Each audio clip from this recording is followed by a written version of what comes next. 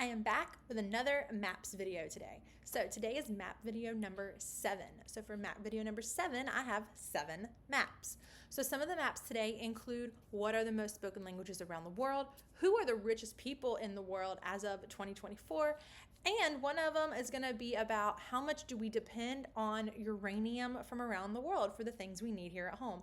And then of course I've got some others thrown in. So let's look at some maps.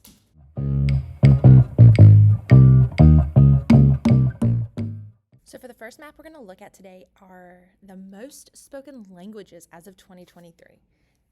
So the first one is English at 5.1 billion speakers.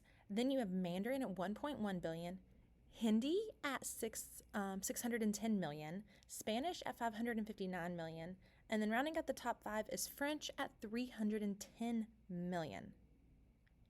Then you're going to have the rest of them are Arabic, Bengali, Portuguese, Russian, Urdu, Indonesian, and then German. So do you speak one of these languages that is in the top 10? Of course, I speak English, but what about you? So the next chart, it's not really a map, but it's a chart, is who are the world's richest people in 2024? So I'm going to zoom in on this. Here we go.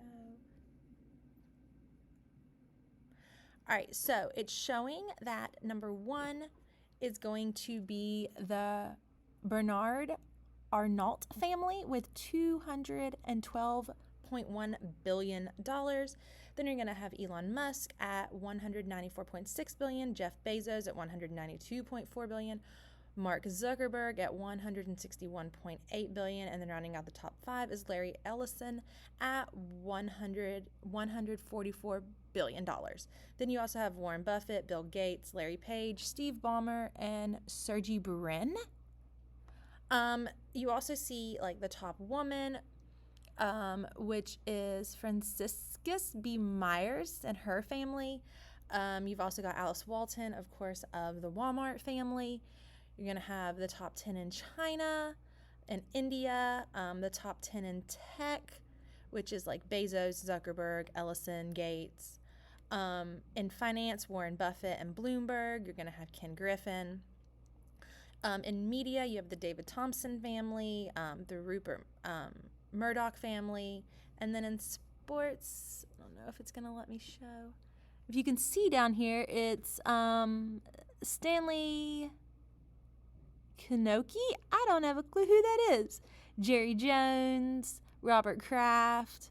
So these are the world's richest people in 2024. All right, so the next map is going to be a map from 2022. The source is from Centers of Disease Control, and it is fentanyl deaths in the United States in 2022.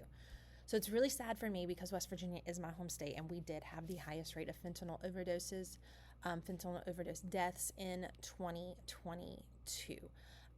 So we had over 50 per 100, well, 49.5 per 100,000 people in the state.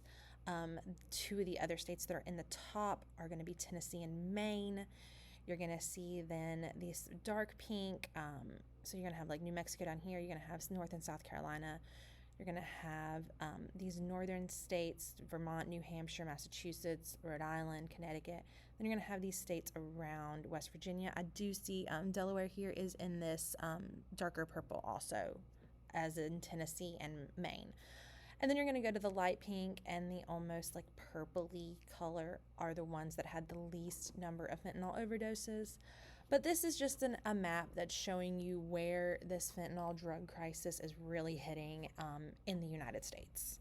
Okay, so this is a really random map that I found, and it shows and it's questioning how much does the U.S. depend on Russian uranium? So in the uranium that the United States uses, 27% comes from our own country, and then we get 24% from Russia. So Russia supplies nearly a quarter of the entire enriched uranium the United States commercial reactors used in 2022. And then you're going to have other at 16%, Germany 12%, the United Kingdom 11%, and then the Netherlands at 9%.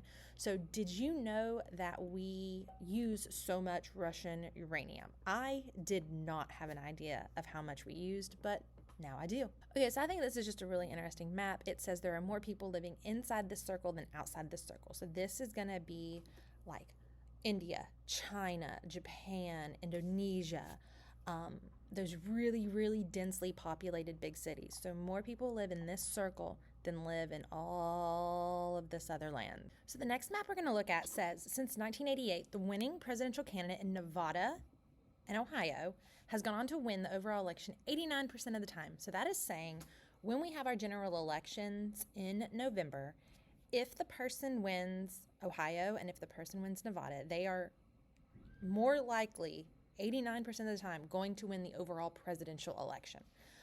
Some other states that are high up on that list, that if you win that state, you are more likely to win the election, are Colorado and New Mexico. You've got Michigan, Pennsylvania. You've got Florida here. You've got Vermont.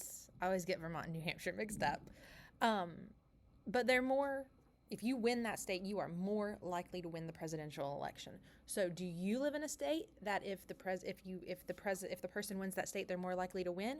Or do you live in a state that like is a toss-up? Like these states here are lower. So like just because you win that state doesn't mean you're going to win the presidential election. So where does your state fall? So the last map we're going to look at is if U.S. cities had kept their original names. So here are some original names in the United States of some cities.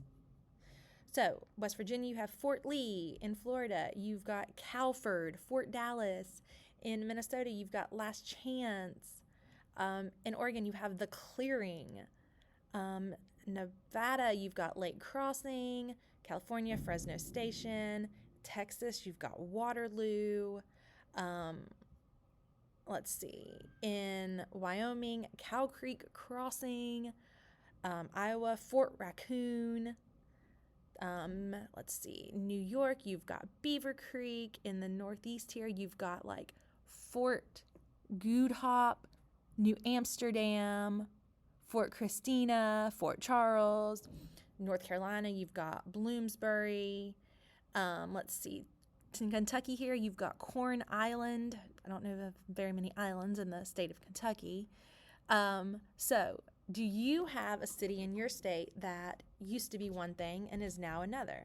Let me know in the comments below. If you enjoyed today's video, please like, subscribe, and comment below with something that you learned.